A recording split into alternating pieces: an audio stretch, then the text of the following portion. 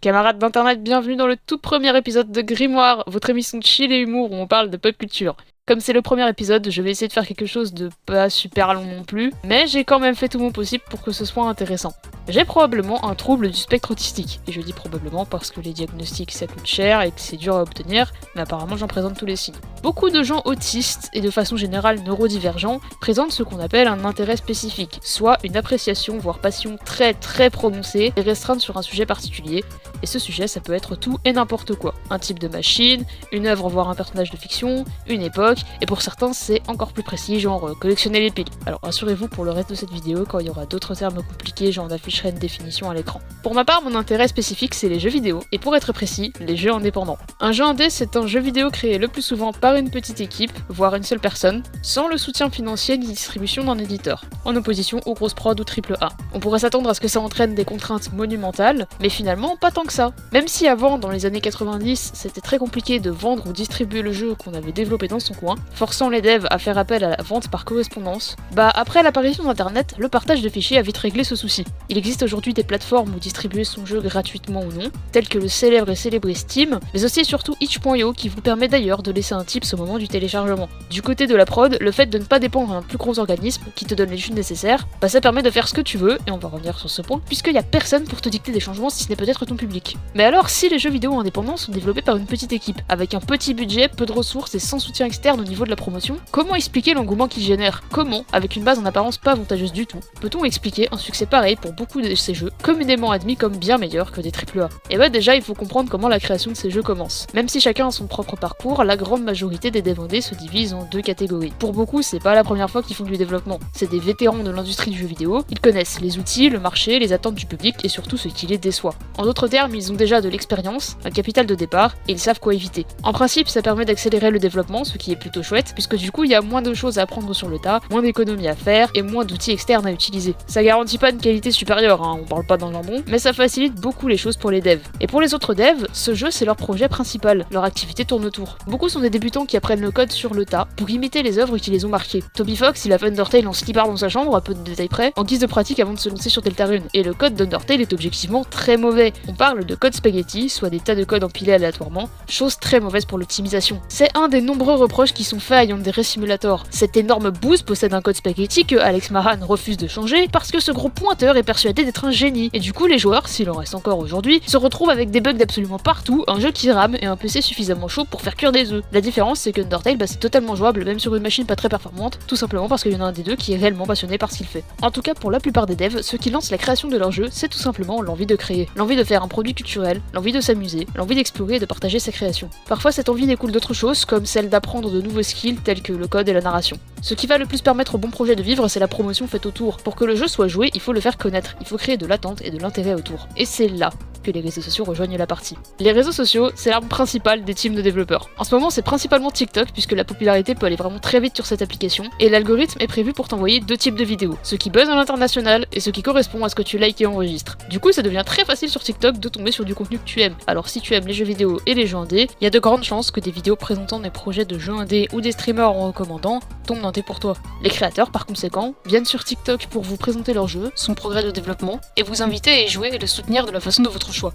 À côté de ça, il y a d'autres réseaux sociaux qui jouent chacun un rôle bien distinct. On a donc TikTok pour tout ce qui est publicité et interaction brève avec les potentiels joueurs, mais aussi Discord qui permet de créer un cercle commun entre fans, donc une communauté dont ce terrain favorise les liens, y compris avec le créateur. Et plus une communauté est soudée, plus elle fait du bruit. Les fans peuvent diffuser en ligne leur expérience de jeu, énorme boost pour sa notoriété, mais aussi créer du contenu basé sur le jeu, qu'il s'agisse par exemple de fanfiction comme sur Wattpad et AO3, mais aussi de fanart, où pour le coup on ira principalement sur Insta et Tumblr. C'est principalement grâce à cette promotion en ligne que les gens découvriront des jeux indés, que ce soit grâce au let's play, contenu fan, review ou recommandations. Alors tout ça c'est super cool, ça fait vivre l'esprit de communauté et quand t'es créateur de contenu, ça fait un bien fou au moral de voir que les gens se réunissent autour de tes créations. La motivation c'est très important, surtout quand t'es indépendant. Cependant, il reste un problème. Tout ça c'est bien beau, Mais comment ça se finance? Eh oui, malheureusement, peu importe à quel point tu t'amuses à créer ton jeu, on vit dans un monde qui peu de queue où c'est pas la passion qui chauffe l'eau de tes douches et remplit ton assiette. Pour beaucoup de devs indés, la solution c'est tout simplement un emploi. Le plus souvent, leur jeu c'est pas leur source principale de revenus et ça cherche pas à l'être. Tout simplement car ils n'ont pas les moyens de prendre le risque de reposer sur ça. Ils ont un boulot, parfois à temps plein, et la production de jeu se fait sur leur temps libre. C'est bien la preuve que ce qu'ils font les amuse, les motive et qu'ils font pas ça seulement pour l'argent, même si dans certains cas ça représente un complément de revenu comme on le verra juste après. Pour les autres devs, la solution se résume tout simplement à aller demander l'argent des autres. Pour ça, il existe en plus du paiement pur et dur du jeu ou des tips sur sa plateforme, des plateformes dédiées au financement participatif. Elles fonctionnent selon différents modèles et même s'ils nécessitent qu'on leur fasse de la pub, les 10 modèles servent de grosses publicités au jeu tout en lui permettant de brasser un argent plus qu'utile. On peut citer par exemple le Kickstarter qui permet aux gens d'investir dans un projet avant qu'il sorte vraiment, avec parfois des paliers de financement qui garantissent, s'ils sont dépassés,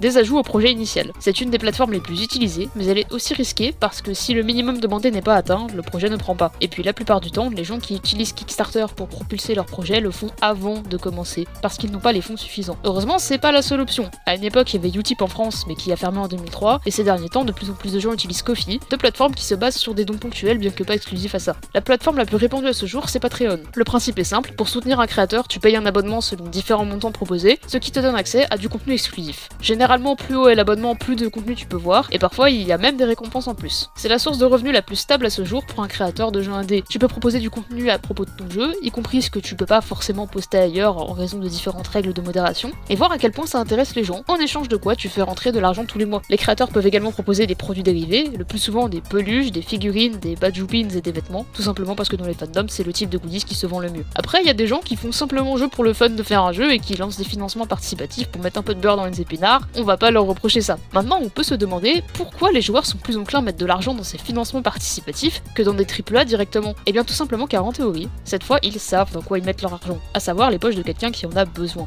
Ils savent que cet argent est censé subvenir aux besoins soit du jeu, soit de ses créateurs. Parfois ils obtiennent même des récompenses qui leur permettent à la fois de manifester leur intérêt et de soutenir, par exemple avec les produits dérivés cités plus tôt. En gros, cette fois, c'est pas juste les grosses corporations qui se remplissent les poches, mais un échange de bons procédés entre passionnés. Black Tabby Games, qui sont les développeurs de Slay the Princess, mon visual novel préféré, ont publié un tweet avant la sortie de l'édition Pristine Cut, dans lequel ils ont appelé les gens à pirater le jeu s'ils n'avaient pas les moyens de se le procurer autrement, affirmant que s'ils aimaient le jeu, ils pouvaient s'en procurer une copie plus tard. C'est personnellement ce que j'ai fait, j'avais piraté le jeu à sa première sortie faute de moyens, puis à la sortie de Pristine Cut, comme j'avais adoré, je l'ai acheté, et je trouve sincèrement en avoir eu pour mon argent, ce jeu est une pépite, jouez-y. Les pirates de jeu sont très nombreux, mais beaucoup ont une sorte de code d'honneur. On ne pirate pas parce qu'on est des gros à des voleurs, on pirate pour rendre la culture vidéoludique accessible à tous les budgets. C'est d'ailleurs pour ça que beaucoup d'entre eux ont déclaré ne pas vouloir pirater Hollow Knight Silksong à sa sortie en septembre 2025. Ce jeu a été créé par une minuscule équipe qui a pris son temps, tout simplement car ils kiffaient leur vie au développement, en proposant à la fin un jeu de grande qualité à un prix plus que raisonnable. En plus de ça, si le créateur a une présence en ligne, il y a des chances qu'il ait différentes façons d'interagir avec les fans du projet, par exemple en streamant sur Twitch ou Discord, en faisant des vidéos sur YouTube, ou encore en tenant des blogs sur différentes plateformes, le plus souvent Tumblr. Ça crée un lien entre ce créateur et sa communauté, chose qui aide les gens à moins penser qu'ils donnent leur argent à l'aveugle. Et ce financement indépendant a-t-il des avantages? Eh bah comme je l'ai dit en introduction ainsi que juste avant, oui, et pas qu'un peu. De base, quand t'es développeur de jeux vidéo pour une grosse prod, t'es soumis à un éditeur, c'est-à-dire qui fournit l'argent nécessaire à la production. Problème, c'est lui qui paye et qui distribue, donc en théorie, c'est lui qui décide. Dans cette position, un éditeur peut faire des choix qui ne seront pas forcément les préférés du public, parce que le plus souvent, le but du dit éditeur est différent. Il veut faire de l'argent. Le but principal ne sera pas de faire un jeu bon, mais un jeu rentable. Donc si les devs ne respectent pas les demandes de l'éditeur, ils risquent d'obtenir moins de revenus, voire carrément que ceci soit entièrement coupé, chose qui bride complètement la liberté créative. Et ces demandes, elles peuvent être complètement arbitraires, les devs peuvent se voir demander des trucs nuls, voire absurdes, genre favoriser la sexualisation d'un personnage, quasi tout le temps féminin, effacer les traces de certaines minorités, ou tout simplement changer certains détails de gameplay qui étaient déjà très bien, juste pour accélérer le développement. Un éditeur peut prendre de bonnes décisions pour ses jeux, mais le plus souvent, c'est lui-même qui le place en priorité. Résultat, on se concentre sur un marché plutôt que sur ses clients, et si on ne répond pas aux demandes de l'éditeur,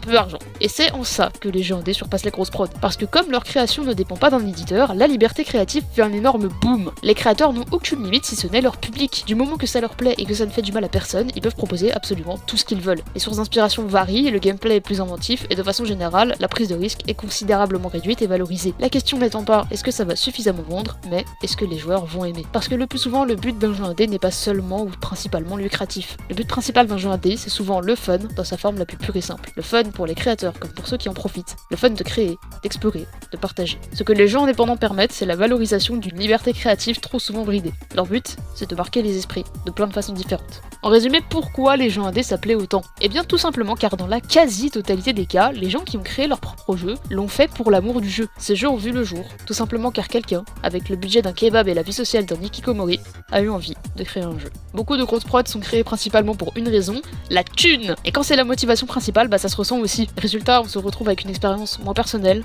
moins captivante, moins passionnante. Quand t'es un gamer et que tu lances un jeu, t'as envie de te plonger dedans, de faire partie intégrante de cet univers. Et quand l'univers en question n'a pas été pensé pour toi, mais pour sa rentabilité ou pour copier un grand succès, tu ne te sens pas à ta place. Et ça peut complètement gâcher une expérience qui aurait dû être magique. Si un dev et le reste de son équipe aiment produire leur jeu, ça se ressent dans absolument tout. Les mécaniques, les visuels, la bande sonore, tout sert de bannière à la passion des gens qui l'ont créé. Et pour les gamers, ça c'est un énorme green flag, au point que le code n'est même plus une priorité. Du moment que le jeu est jouable, on attendra autant qu'il faut et on y jouera. Et pour qu'un jeu soit jouable, il faut de la liberté, à la fois pour les joueurs qui profiteront de cette expérience et pour les développeurs qui lui permettent d'exister. Les jeux indés font succès car ils sont libres, car ils libèrent les passions. Les jeux indés suscitent un engouement pareil, car ils sont eux-mêmes le témoin d'un engouement général pour la création. C'était Red Wizard, j'espère que cette vidéo vous aura diverti. Je vous invite à venir en commentaire faire de la pub à vos jeux indés préférés. Personnellement, je vous recommande vivement Hollow Knight et Slay the Princess, pour lesquels je vous mets les liens Steam en description. Franchement, si vous comptez vous lancer dans un jeu indé, je vous conseille vivement de le faire en stream sur Discord avec vos amis proches. Vous allez voir que ça peut vite devenir très drôle, surtout quand le jeu que vous avez choisi, il est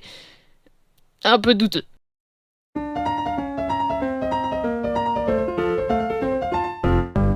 La bagarre, la bagarre, la bagarre. Oh purée, j'en étais sûr, ça en fout du bus. Oh purée, ils sont deux. Bonjour. Non. Oh putain, va des rétros, le fou du métro. Oh la phrase de gros pointeur. Putain, mais pourquoi ils sont tout le temps à 2 cm de mon pif? Non, jure. Tu t'es senti observé. Genre la vie de ta mère. Mais étouffe-toi avec ton pins. Oh merci protagoniste, merci d'avoir enfin connecté tes 2 neurones pour proposer un minimum de répartie. Vraiment merci, il était grand temps. En vrai il est chou si tu nous dis qu'il a genre mangé des gens. Qu'est-ce que tu fous chez moi toi? Il est rentré par effraction, on s'en fout un peu qu'il soit brisé, non? Comment ça je suis délicieux? Comment ça? Comment ça, monsieur? Alors moi, je pense que dans sa seringue, il y a la 5G et peut-être même l'autisme. Ok, Jinchi. Mais c'est toi qui m'as demandé de venir, sale fou! Appelle-moi chérie encore une fois, le fou du métro, je vais te retourner une tarte de compétition. Le rouge, c'est ma marque de fabrique, en plus, y a pas de Red Wizard sur le Red. Alors, non protagoniste, ça s'appelle le GHB. Pourquoi t'essaies de me calmer, connard? C'est toi qui m'as kidnappé. Oh, le culot! Alors, j'ai bien une idée ou deux, mais casse-toi, le gars, on t'aime pas! Mais du coup, ils servent à quoi les cages en fait? Oh la méchanceté! Justifié, mais la méchanceté! La jugulaire! La jugulaire! Ouais! J'espère que ce bout d'humour vous aura plu en guise de conclusion. Le lien pour jouer à Freak Circus est également en description, mais le jeu est recommandé pour les plus de 18 ans, donc soyez prévenus et pensez à lire les trigger warnings. Et je sais que mon petit frère va regarder cette vidéo, je te préviens, si je te grille à regarder ce genre de truc, je supprime ton contre-blox. Camarade d'internet, à la prochaine.